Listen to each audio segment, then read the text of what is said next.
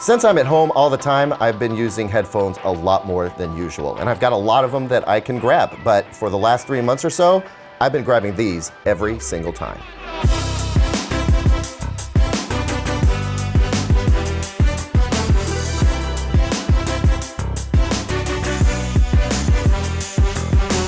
Welcome back, everyone. I'm Caleb Dennison, and those of you who know me know I love my Sony WH-1000Xm4s. They are a top-notch headphone, in my opinion. But like I just said, for the last 3 months or so, I've been picking these up every single time. These are the Bowers and Wilkins PX7 Carbon, and spoiler alert, I love them. Before I get into these headphones though, let me know down in the comments, what's the most important thing to you when buying a set of headphones? Is it the sound quality, or is it all the features that play into your day-to-day life? Also, while you're down there, hit the like and subscribe button so we can continue making great videos for you. Thank you very much.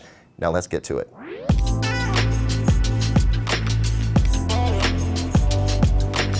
While the Bowers and Wilkins PX7 Carbon Edition aren't the most collapsible headphones, they still manage to pack up into a tidy little case, which by the way isn't just manageable in terms of its size, but it's kind of rigid, so it actually offers some protection, unlike another set of headphones that are out there right now. Inside the case are a couple of important accessories. One is your standard 3.5mm headphone cable, so you can plug in directly to a headphone jack if you want. The other is a USB to USB-C cable, which doesn't just charge the headphones, but can actually be used for listening as well. We'll get into that in just a minute. While we're on the topic of charging and battery life, I'll say that Bowers and Wilkins claims that these will operate for about 30 hours of playtime with ANC on. I found with ANC on the high mode as opposed to auto, I actually got a little bit less than that, but the bonus is you'll get about 5 hours off a 15-minute charge, which is fantastic. Bowers and Wilkins doesn't just call this the Carbon Edition because it sounds cool, and I think it does, but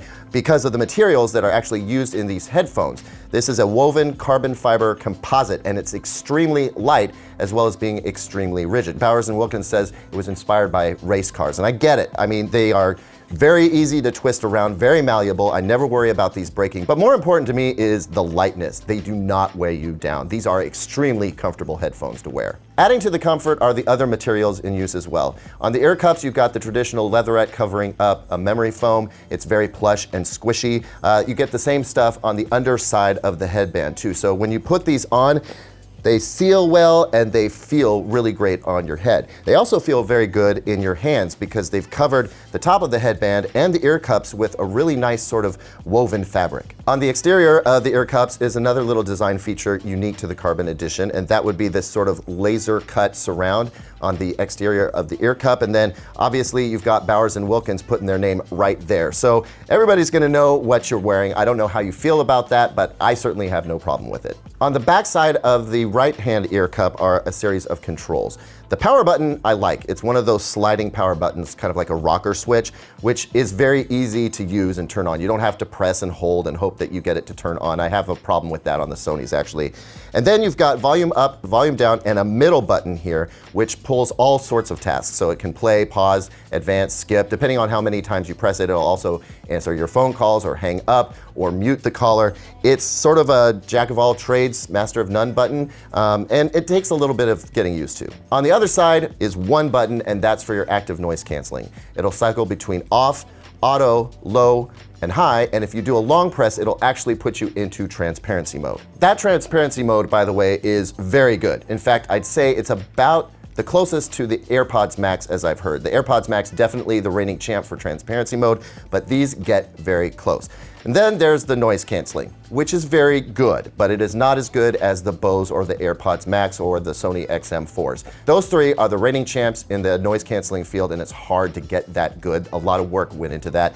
Bowers and Wilkins did well here though, and honestly, with the tight seal around your ear, music pumping into the headphones, you're not going to be distracted by your environment. Now, just like the Sony XM4s, there's an app for these headphones that will allow you to adjust the level of transparency mode so you can have that more natural sound, or you can really bump it up and pipe in the exterior sound. You can also manage your noise canceling there, but with the button on board, I don't see a whole lot of point. You can also rename the headphones, I think. Not a super helpful app. It does not allow you to change the EQ curve whatsoever. The sound quality of these is staying the way that Bowers and Wilkins intended it to.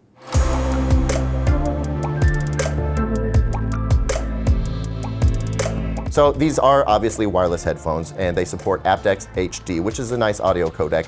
I tend to prefer LDAC, that's a Sony thing, but aptX HD is very good. So you're gonna get good sound quality with a wireless connection. And also it's Bluetooth 5 I wanna mention, but actually where I'm going with this is the wired connections. There are two of them, as I mentioned before. There's the standard 3.5mm headphone cable, which you could bump up to a 1/4" jack if you wanted to.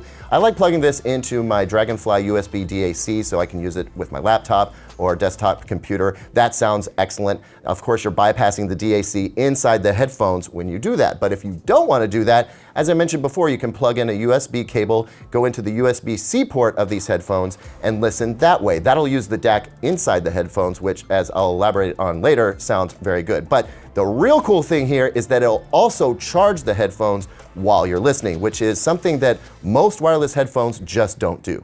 As for wireless pairing, they will pair to more than one device at a time. So you could switch between your phone and your laptop if you want to, which is a feature I think all wireless headphones should have, and yet many just don't. Call quality, or should we just call it Zoom quality, since that's what we're using them for so much these days, it's okay. I wouldn't necessarily use it as a tool that way. It's not as good as the Apple, the Sony, or the Bose. Here's an example of what I mean. I think that it's doing a reasonable job of blocking out some of the exterior noise, the cars, the buses, and what have you.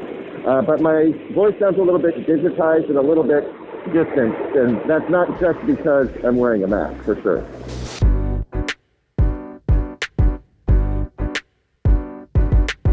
Now for my favorite part, the sound quality. I love the way these headphones sound. I really do. That's why I keep grabbing them instead of the Sony or the Bose that I have sitting right there. They're just so fun to listen to. So how can I characterize this for you? Well, I guess they're just a much more natural sounding headphone than, say, the Sony XM4s. They don't have as much grunt in the bass as the Sony, but there's still plenty of low end there. And when you listen to bass heavy tracks, you're gonna get all of it. It's very deep and it's very punchy, but it's not, say, overwhelming. As for the mid-range, the very meat of the mid-range, right in the vocal range, is extremely clear, crystal clear, and very present. It's not overbearing in the mix. They don't push it out at you unnecessarily. It's just there and very transparent. Then there's the treble region. I have to say it's a little bit on the aggressive side for me. Normally I wouldn't go with something that is quite so sizzling in the treble, but it's not displeasing. It's just a little bit more than I'm used to. And ironically, I think that's something that I'm actually enjoying about it. It's a weird twist. It's almost too much, but it's very revealing. Like the brassiness of trumpets, the sizzle of a cymbal or hi-hat, it's all got a brilliant, bright shimmer to it that almost goes over the edge, but they rein it in right at the last second. And I think that's where a lot of the excitement is coming for me. Now, I don't have a frequency response graph that I can show you, but if I could, I'd say it's kind of like a roller coaster. It starts high in the bass, dips down a little bit in the mid bass, comes back up for the mid range, dips a little bit before the high end, and then all the way up into the treble region, it gets a little bit pushed forward. It's a really fun ride for me. So the Bowers and Wilkins PX7 Carbon Edition are priced somewhere between the Sony XM4 and the Apple AirPods Max, which means that they're right up there with those top tier headphones in terms of their price. But I think you absolutely get what you pay for. These aren't so much a tool like the Sonys are. Don't get me wrong, the Sonys are also very fun to listen to, but they're also a tool for me. Like when I get back to traveling, they're going in my travel bag every single time. But for just straight up fun listening, I'd say the Bowers and Wilkins PX7 Carbon Edition are like a toy, like a really super high-end toy. I just have so much fun with these headphones. Thanks as always for watching, everyone. What do you think of the Bowers and Wilkins PX7 Carbon Edition? Did you even know about these headphones before this review? Let me know down in the comments. Like, subscribe, and here's 2 other videos that I think you'll like.